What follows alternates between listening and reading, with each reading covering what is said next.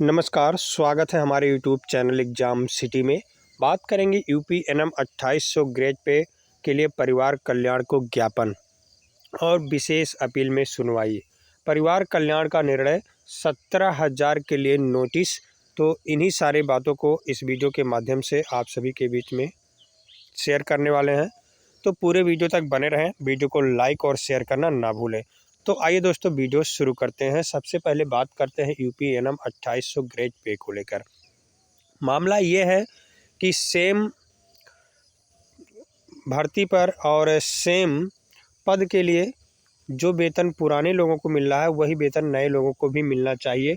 2011 के पहले 2800 grade pay मिल रहा था और 2011 के बाद 2800 ग्रेड पे बंद होकर 2000 ग्रेड पे दिया जा रहा है, जो कि बहुत ही कम है। काम ज़्यादा और वेतन कम, ऐसा कभी हो सकता है? वेतन अब महंगाई के हिसाब से वेतन अधिक देना चाहिए, तो महंगाई के हिसाब से वेतन ये लोग कम कर दिए हैं। जहां 2800 ग्रेड पे था वहां 2000 ग्रेड पे दिया जा रहा है और काम अब डबल और ट्रिपल हो गया है, उससे भी ज़्यादा काम हो गया है। तो इसी बातों को लेकर के और जो कोर्ट में सुनवाई था, आर्डर आया था, उसको लेकर के याची जो थे वो परिवार कल्याण को ज्ञापन दिए और परिवार कल्याण 2800 ग्रेड पे पर क्या निर्णय लिया, क्या विशेष अपील में जाने की प्रक्रिया कही, आइए एक नोटिस के द्वारा देख लेते हैं। उस ज्ञापन में जो निर्णय लिया गया है परिवार कल्याण के द्वारा, उस पर चर्चा करते हैं। यहाँ आप देखें कार्यालय ज्ञापन। माननीय उच्च न्यायालय लखनऊ खंडपीठ लखनऊ में योजित रिट याचिका संख्या ए 6833 है / 2023 प्रशांत दीक्षित एवं 2 अन्य बनाम उत्तर प्रदेश व अन्य में पारित माननीय उच्च न्यायालय के आदेश दिनांक 20/9/2023 के समादार में याचीगण क्रमशः श्री प्रशांत दीक्षित, सचिन सिंह और अतुल कुमार विमल द्वारा माननीय उच्च न्यायालय के पारित आदेश दिनांक 20/9/2023 की सत्य प्रतिलिपि संलग्न करते हुए दिए गए प्रत्यावेदन। जो 20 तारीख को आदेश आया, उसके बाद 25 तारीख को इन्होंने परिवार कल्याण को प्रत्यावेदन दिया, जो कि इस कार्यालय में दिनांक 29/9/2023 को प्राप्त हुआ। 25 को भेजा गया और 29/9/2023 को प्राप्त हुआ। उसके बाद इस प्राप्त लेटर के अनुसार इन्होंने क्या उसका हल निकाला, क्या निर्णय निकाला है, वो इस नीचे लिखा हुआ पूरा। आइए आप सभी को आगे बढ़ाते हैं और दिखाते हैं।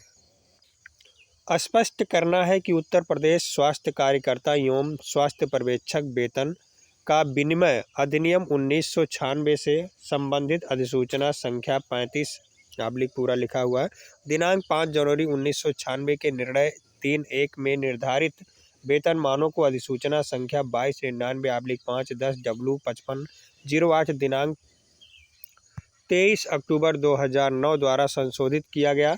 उक्त अधिसूचना में दिनांक 5 जनवरी 1996 की धारा 3(2) में प्रदत्त शक्तियों का प्रयोग करके श्री राज्यपाल द्वारा उक्त अधिनियम की धारा 3(1) में निर्धारित वेतनमानों को संशोधन करते हुए चिकित्सा अनुभाग 10 के स्तर से जारी अधिसूचना संख्या 1885/5/10/11W55/2008 दिनांक 19 सितंबर 2011 के बिंदु 5 का के बिंदु 2 में स्वास्थ्य कार्यकर्ता पुरुष महिला पदधारकों को वेतन दिनांक 1 जनवरी 2006 से वेतन बैंड 1 5200 से 20,200 ग्रेड वेतन 2800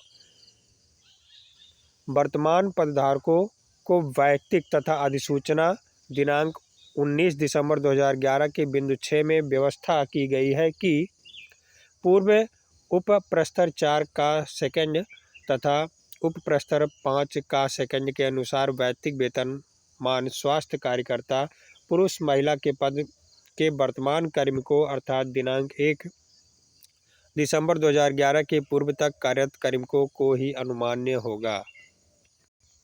साथ ही यह भी स्पष्ट करना है कि उत्तर प्रदेश शासन चिकित्सा अनुभाग 10 द्वारा निर्गत शासनादेश संख्या पूरा लिखा हुआ है, आगे बढ़ते हैं, द्वारा अधिसूचना दिनांक 19/12/2011 के प्रस्तर 2 के बिंदु 1 में स्पष्ट रूप से उल्लिखित किया गया है कि अधिसूचना दिनांक 19/12/2011 में वैयक्तिक वेतनमान का तात्पर्य है संबंधित कार्मिकों को व्यक्तिगत रूप से अनुमान्य होगा। यह प्रोन्नत वेतनमान, समयान या वेतनमान नहीं है। उक्त के संबंध में स्पष्ट करना है कि विभाग में स्वास्थ्य कार्यकर्ता पुरुष महिला के पद का साधारण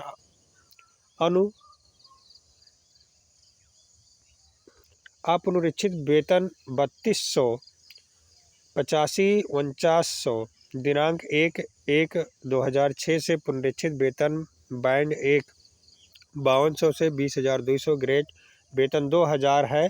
पद के साधारण वेतनमान में अभी कोई परिवर्तन नहीं है। यह भी स्पष्ट करना है कि किसी संवर्ग के वैयक्तिक वेतनमान को पद का साधारण वेतनमान माने जाने अथवा लागू किए जाने संबंधी कोई भी नियम शासनादेश उपलब्ध नहीं है।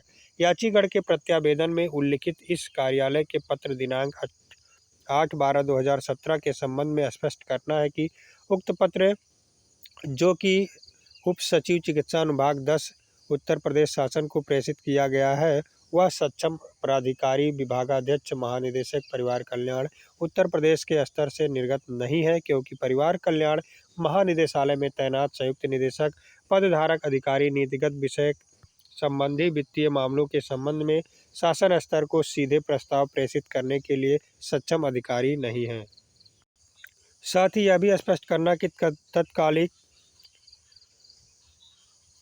महानिदेशक महोदय के अनुमोदन दिनांक 11/10/2019 के क्रम में तत्कालीन निदेशक परिवार कल्याण महानिदेशालय के द्वारा इस कार्यालय के पत्र संख्या इतना सारा लिखा हुआ लिख लीजिए के माध्यम से अनुसचिव चिकित्सा अनुभाग 10 उत्तर प्रदेश शासन को प्रेषित किया गया है। शासन को प्रेषित पत्र दिनांक 11 अक्टूबर 2019 के बिंदु 1 व 2 में विस्तृत कारणों सहित दिनांक 1/12/2011 के पश्चात नियुक्त स्वास्थ्य कार्यकर्ता महिला पुरुष पदधारकों को ग्रेड पे वेतन 2000 के स्थान पर ग्रेड पे वेतन 2800 अनुमानित नहीं कराए जाने का उल्लेख किया गया है।